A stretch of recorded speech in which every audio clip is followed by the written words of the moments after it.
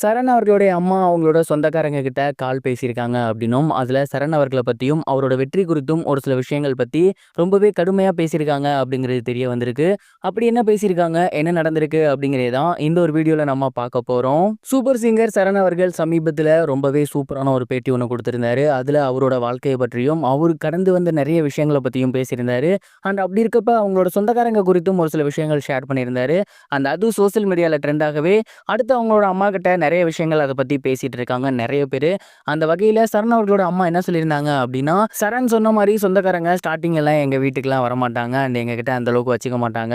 Once சரண் அவர்கள் வந்து டிவிக்கு போனதுக்கப்புறம் நல்லா பாடி மிகப்பெரிய அளவுல வந்ததுக்கப்புறம் எல்லா சொந்தக்காரங்களுமே கால் பண்ண ஆரம்பிச்சுட்டாங்க.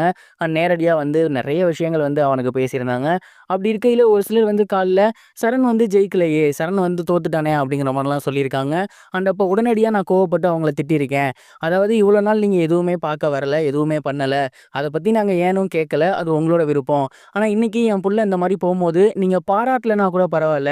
அவன் தோத்துட்டான், ஜெயிச்சிருக்கலாம். இந்த மாதிரியான வேர்ட்ஸ வந்து ஏன் குடுக்குறீங்க? கண்டிப்பா அவனுக்கும் அந்த வருத்தம் இல்லாம இருக்காது. ஆனா அத தாண்டி அவன் வரணும்னு நெனைக்கிறான். அப்ப நீங்க இந்த மாரி பேசுனீங்கன்னா, அது ரொம்பவே கஷ்டம்.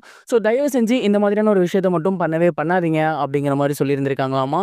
அதுக்கப்புறம் சொந்தக்காரங்க யார் கால் பண்ணாலுமே, சூப்பர் சிங்கர பத்தி அதிகமா பேசாதீங்க அப்படிங்கிற மாரியும் சொல்லியிருந்திருக்காங்க.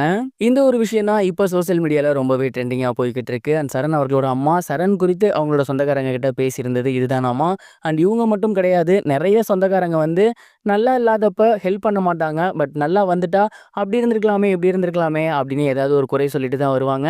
இந்த ஒரு விஷயத்த சரண் அவர்களே கூட ரீசென்ட்டா ஒரு இன்டர்வியூல ஷேர் பண்ணியிருந்தாரு. இத பத்தி நீங்க என்ன நினைக்கிறீங்க?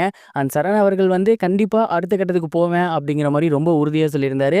அவரு அடுத்த கட்டத்துக்கு போறதுக்கு என்ன பண்ண போறாரு அப்படிங்கிறத பொறுத்திருந்து பார்க்கலாம். இது ஒரு புறம் இருக்க, ஆக்ட்ரஸ் ராஷ்மிகா மந்தனா மற்றும் ஆக்டர் விஜய் தேவரகொண்டா இவங்க 2 பேத்துக்குமே இந்த மாசம் பிப்ரவரி மாசம் வந்து கல்யாணம் நடக்க போகுது. இந்த ஒரு கல்யாணத்த ஆவணப்படமா எடுக்க போறாங்க அப்படிங்கிற மாதிரியான டாக்ஸ் வந்து போய்க்கிட்டு இருந்துச்சு இல்லையா? இந்த ஒரு விஷயம் குறித்து விஜய் தேவரகொண்டா அவர்கள் ரீசென்ட்டா ஒரு எக்ஸ்ப்ளனேஷன் குடுத்திருந்தாரு. குறிப்பா அவர் என்ன சொல்லியிருந்தாரு அப்படின்னா, எனக்கும் ராஷ்மிகாவுக்கும் இந்த மாசம் கல்யாணம் நடக்க போகுது. நெறைய பேர் வந்து இத நாங்க டாக்குமெண்ட்ரியா பண்ண போறோம், விக்க போறோம் அப்படிங்கிற மாரி சொல்லிட்டு இருக்காங்க. உண்மைய சொல்லணும்னா அந்த மாதிரியான ஒரு ஆஃபர் எங்களுக்கு வந்துச்சு.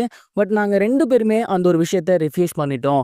அதுக்கு மிக முக்கிய காரணம் என்ன அப்படின்னா, கல்யாணம் அப்படிங்கிறது எங்களோட 2 மனங்கள், எங்களோட 2 குடும்பங்கள் ஒண்ணா சேர்ந்து ஒன்றர கலக்கக்கூடிய ஒரு விஷயம். அது எங்களோட மன நெகிழ்ச்சிய பொறுத்தது. அப்படிப்பட்ட ஒரு விஷயத்த பணத்துக்காக விக்கணுமா அப்படிங்கிற ஒரு யோசனை எங்களுக்கு இருந்துச்சு. அது எங்களோட பிரைவசி, எங்களோட சந்தோஷம், அத காசுக்காக விக்கக்கூடாதுன்னு நாங்க முடிவு பண்ணோம். அந்த ஆஃபர ரிஃப்யூஸ் பண்ணிட்டோம். எங்களோட மேரேஜ் சொந்தக்காரங்க மற்றும் பேரண்ட்ஸ் முன்னிலையில தான் நடக்க போகுது. எந்த ஒரு டெலிகாஸ்டும் கிடையாது அப்படிங்கிற மாரி சொல்லியிருந்தாரு. இந்த விஷயம் ரொம்பவே வைரலா போய்க்கிட்டு இருக்கு.